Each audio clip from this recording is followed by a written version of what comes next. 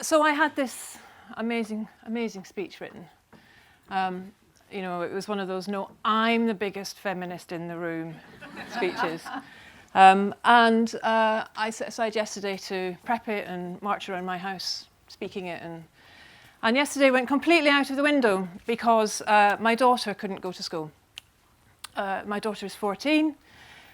She has Asperger's, dyscalculia, ADHD, and there are days when things are just too much.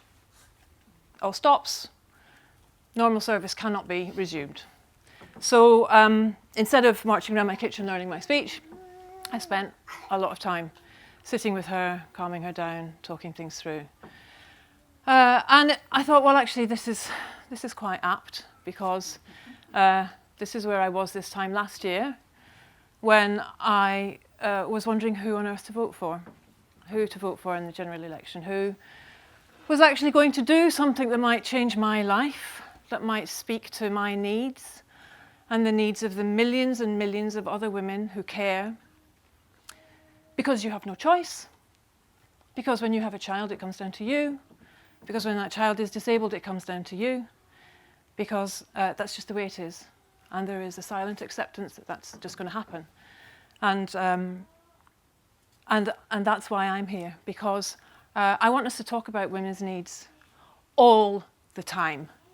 And I want women's needs to be baked into the centre of every policy we talk about. I don't want this to be a special occasion on International Women's Day, when we get to say, hello, remember me?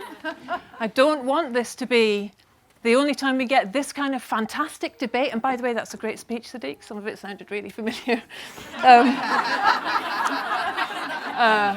I don't want to do that just once a year at the WOW Festival, even though this is lovely and it's great and I'm just so delighted to see you all here. I want to do this all the time.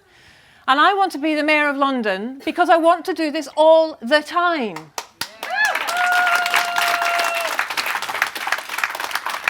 I want to be the Mayor of London because I want London's 4 million women to have the same rights and opportunities as the men in this city all the time. I want to talk about care, but I want to talk about care in terms of everybody caring. Because as long as we have a situation where men work and women care, care will never be valued. So yes, we need to talk about more childcare in London. We need to talk about affordable childcare in London. I hope we can carry on that discussion later on. We also need to talk about flexible working. We need to talk about part-time working.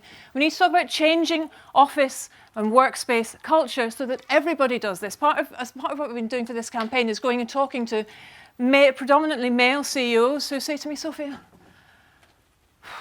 I keep promoting these women and they just keep disappearing. And my answer to that is, okay, so what's going on with the men?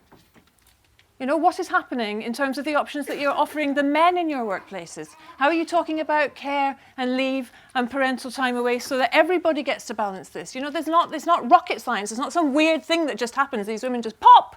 Oh, where did they go? We need to talk about this in the round, and I want to talk about this all in the round. I want to talk about a business plan that will get women back to work, but will also enable men to leave work without feeling embarrassed or ashamed or worried. I want to talk about a housing plan that talks about affordable housing from the terms of what's affordable for women when there's a 23% pay gap in London. What is affordable for women when the cost of childcare is the third higher than anywhere else in the country? We talk about affordable all the time, and I just have these ideas that there's going to be a room full of men with calculators saying, well, how's affordable on the average salary? What is the average salary? Let's talk about women's average salaries.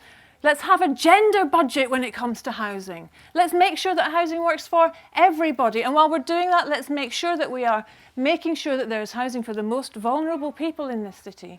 The women and girls and children that have nowhere to go because they're trying to get out of violent relationships and the refugees are on their knees. I want to talk about making London safe. And I don't know if any of you have seen that we launched our wonderful We Count campaign over the last week to make precisely that point. I did lots of talks and interviews about it, and people said to me, this is a really depressing campaign. You're asking people to write on the map all the places in London where they've been attacked or harassed or abused or groped, or this is like, I don't want to, well, this is a really depressing campaign. And my point was, this is not a depressing campaign. This is a powerful campaign. This is about giving women in London power again. This is about letting women in London reclaim those streets and reclaim those postcodes and say, I live here too. I should have equal safety to walk the streets. And we can get lots of police. Let's have loads of police. But actually what we need to be doing is building a respectful society. And that goes much deeper than police.